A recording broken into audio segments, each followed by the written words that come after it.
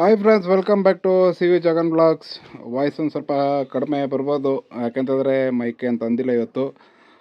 ಏನಿಲ್ಲ, ವಿಡಿಯೋ ಮಾಡೋಕ್ಕೆ ಮುಖ್ಯ ಕಾರಣ ಅಂತಂದರೆ ನಮ್ಮ ಅಭಿಮನ್ಯನ ನೋಡ್ಕೊಂಡು ಬಂದೆ ಮೊನ್ನೆ ಹೋಗಿ. ತುಂಬ ಚೆನ್ನಾಗಿದ್ದಾನೆ, ನೋಡೋಕೆ ತುಂಬ ಖುಷಿಯಾಗಿದೆ.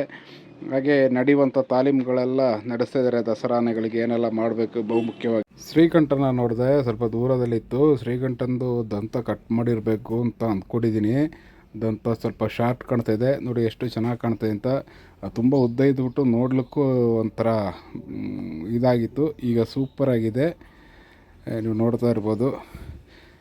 ಅದೇ ರೀತಿ ಭೀಮನು ಚೆನ್ನಾಗಿದೆ. ಭೀಮನು ಆಲ್ಮೋಸ್ಟ್ ಮಾಮೂಲು ನಾರ್ಮಲ್ ಆಗೇ ಇದೆ. ಅದು ಭೀಮ ಬೇರೆ ಕಡೆ ಇತ್ತು, ಕಟ್ಟಾಕಿದ್ದಾರೆ. ಅಲ್ಲಿ ಹೋಗೋಕ್ಕಾಗಲ್ಲ, ಯಾಕೆಂತಂದರೆ ರಿಸರ್ವ್ ಫಾರೆಸ್ಟ್. ಹೋದರೆ ತೊಂದರೆ, ಅಂಥ ಜಾಗಕ್ಕೆಲ್ಲ ಹೋಗುವಂಥ ವಿಷಯ ಇಲ್ಲ. ಹಾಗೆ ನಮ್ಮ ಅಭಿಮನ್ಯು ಬಗ್ಗೆ ಒಂಚೂರು ಮಾತಾಡಬೇಕು ಅಂತ ಹೇಳಿದ್ರೆ, ಈಗ ನೋಡಿ, ಅಭಿಮನ್ಯು ಹೊಸ ಸ್ಟೈಲ್ ಕಲ್ತ್ಕೊಂಡಿದ್ದಾನೆ. ತಮ್ಮ ಕುದುರೆಗಳನ್ನ ತಾವೇ ಕಟ್ಟಿಕೊಳ್ಳುವಂಥದ್ದು. ಅಭಿಮನ್ಯು ಅಷ್ಟೇ, ಅವನ ಕುದುರೆನ ಅವನೇ ಕಟ್ಟಿಕೊಳ್ಳೋದು. ಇದೇ ಥರ ಕುದುರೆ ಕಟ್ಟಿಕೊಳ್ಳುವಂಥ ಆನೆಗಳು ಸ್ವಲ್ಪ ಬೆರಳಿಕೆ ಆನೆಗಳು ಇದ್ದವಷ್ಟೇ. ಅದರಲ್ಲಿ ನಮ್ಮ ಮಾಸ್ತಿ ಏನು ಮತ್ತಿಗೂಡಲ್ಲಿತ್ತು, ಸುತ್ತೂರು ಮಾಸ್ತಿ, ಅದು ಮತ್ತು ಗಜೇಂದ್ರ, ಇವೆಲ್ಲ ಅದೇ ರೀತಿ ಕಟ್ಕೋತಾರೆ. ಹಳೆ ಆನೆಗಳು ಜಾಸ್ತಿ ಈ ಥರ ಕಟ್ಟಿಕೊಳ್ತಾರೆ.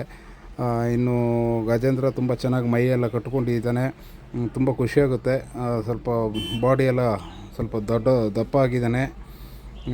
ಮತ್ತು ದಸರಾ ಆನೆಗಳಿಗೆಲ್ಲ ತಾಲೀಮ್ಗೆ ಎಲ್ಲ ರೆಡಿ ಮಾಡ್ತಿದ್ದಾರೆ. ಡೈಲಿ ಎಕ್ಸಸೈಸ್ ಇರುತ್ತೆ, ನಡೆಯುವಂಥ ರೊಟೀನ್ ಇರುತ್ತೆ, ಎಲ್ಲನ ರೆಡಿ ಮಾಡ್ಕೊಂಡಿದ್ದಾರೆ. ಯಾಕೆ ಅಂತ ಹೇಳಿದ್ರೆ, ಈಗ ಕಾರ್ಯಾಚರಣೆ ಎಲ್ಲ ಇಲ್ಲ ಅಲ್ಲ, ಆರಾಮಾಗಿದ್ದು ಆನೆಗಳು.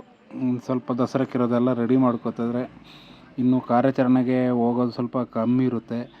ದಸರಾ ಹತ್ತಿರ ಬಂದಿರೋದ್ರಿಂದ. ಇನ್ನು ಎಲಿಫೆಂಟ್ ಡೇ ಯಾವಾಗಂತ ಗೊತ್ತಿಲ್ಲ.